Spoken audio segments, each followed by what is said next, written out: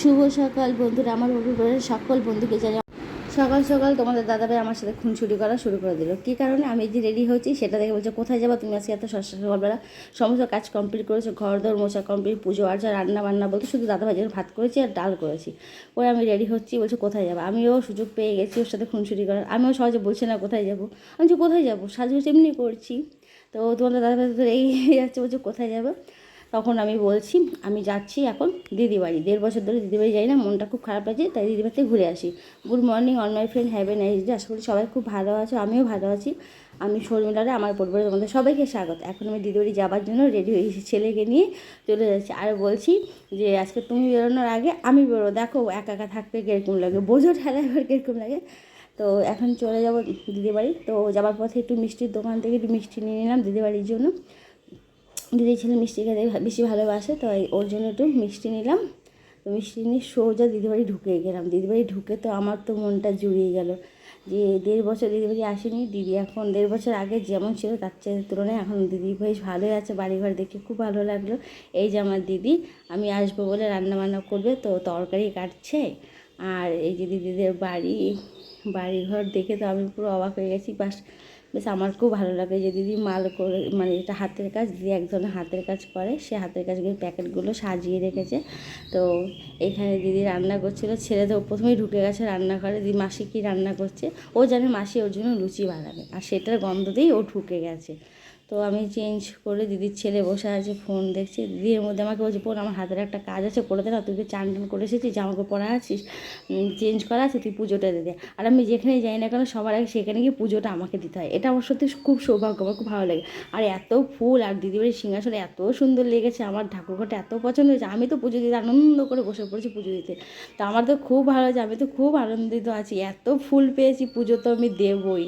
আর পুজোতে তো সত্যি আমার ভাগ্য আছে, আমি যেখানে যাই বেড়াতে সেখানেই আমাকে পুজোটা দিতে, আমার এটা খুব ভালো লাগে, এটা আমার একটা লাকি কপাল বলতে পারো।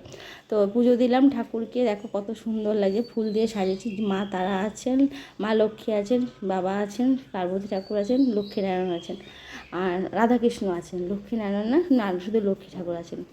তো আমার খুব ভালো লেগেছে, খুব ভালো লেগেছে, আমার খুব শান্তি লেগেছে, মানে অ্যাকচুয়ালি কীরকম আনন্দ লেগেছে বলতে পারবো না। 1.5 বছর পরে দিদি বাড়ি গেছি। একটা সময় ছিল দিদির বিয়ের পর দিদি বাড়ি গিয়ে বসে থাকতাম, অ্যাকচুয়ালি দিদি পড়াশোনার জন্য তখন তাড়িয়েই দিত। আর এখন দেখো 1.5 বছর 2 বছর হয়ে গেছে, তাও গেছি একবেলার জন্য। তারপরে মালের প্যাকেটগুলো দেখো, যে এই হাতের কাজগুলো আমাদের এখানে সবাই করে, আমরা সবাই মেয়েরা ঘরে বসে বসে এরকম হাতের কাজ করি। এরপরে দিদি লুচি বানিয়েছে, ছেলে লুচি খাচ্ছে, আর ছেলেও লুচি খাচ্ছে। তারপর হচ্ছে আমার যে দিদির ছেলেও লুচি খাচ্ছে। এবার আমিও 2টো লুচি খাবো। লুচি খাওয়ার পর আর একটা সবজি কাটা হচ্ছে। দিদি বলছে, বোন লুচি খাওয়া দাওয়া হয়েছে, পারলে এবার ওই হাতের কাজের প্যাকেটগুলো একটু মানে ঠিক করে লাগিয়ে দিন, মানে যেটাকে বলে পুড়িয়ে সিল করে লাগিয়ে দিই। তারপর আমিও ঠিক আছে, আমি খেয়ে করে দিচ্ছি। তারপর আমিও বসে বললাম দিদি সবজি লুচি খেয়ে নিলাম। খেয়ে দিয়ে তোমাদের একটা ভালো জিনিস দেখাবো সেটাও।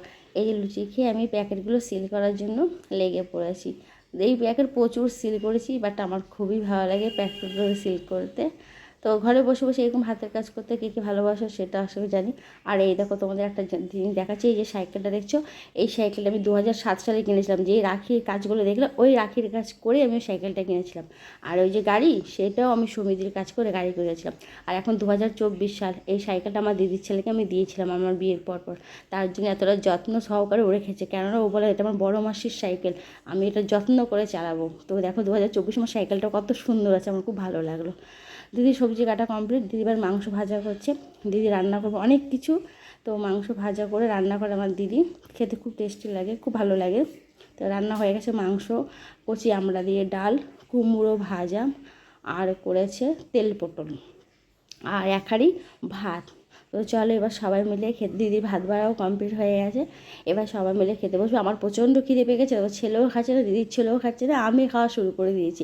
কারণ গন্ধরাজ লেবু পেয়েছি সাথে, তার মধ্যে আবার কুমড়ো ভাজা। আমার দিদির কুমড়ো ভাজাটা করে খুব সুন্দর, মনে পুরো কড়াইতে যেন বেটে দিয়েছে, এত সুন্দর করে করার, খেতে খুব টেস্ট লাগে। কিন্তু দিদি এখনও বসেনি খেতে, কেউ খেতে বসেনি, আমি খাওয়া শুরু করেছি, কারণ আমার প্রচণ্ড খিদে পেয়ে গেছে। তারপরে দেখো দিদির ছেলেও খাচ্ছে না, ওর মা খাচ্ছে না, বোন দিদি আর এরা সবাই আজকে তেল পটল খাবে না, ডাল খাবে না, কারণ আজকে মাংস হয়েছে। এরাও সবাই ছেলে আর 2 ছেলেই মাংস দিয়ে ভাত খেয়ে নেবে। আর এই গন্ধরাজ লেবুর একটুখানি খসা কামড়ে খেতে দারুণ লাগে। কে কে খসা কামড়ে খাও? তোমরা সবাই হয়তো জানো যে খসা কামড়ে খেলে তো তেতো লাগে না, তেতো বলে তেমন কিছু নেই, তেতো লাগে না। তো খাওয়া দাওয়া সেরে তারপর দিদির সাথে ওই রাখির কাজগুলো একটু করলাম, দিদিও করছে আমিও করে দিলাম। বলছিলাম চল তোর সাথে সাথে একটু গল্প করি আর এই রাখির কাজ একটু করে দিই। তো দিদির সাথে সাথে সেই রাখির কাজ রয়েছিলাম, দিদি বাসে ঘুমিয়ে পড়েছে। তো রাখির কাজ করে আবার বাড়ি আসার জন্য তৈরি হয়ে গেলাম। তো বাড়ি চলে এলাম। তো আমার ভিডিওটি এখানেই শেষ করে টাটা। সবাই ভালো থেকো, সুস্থ থেকো, টাটা।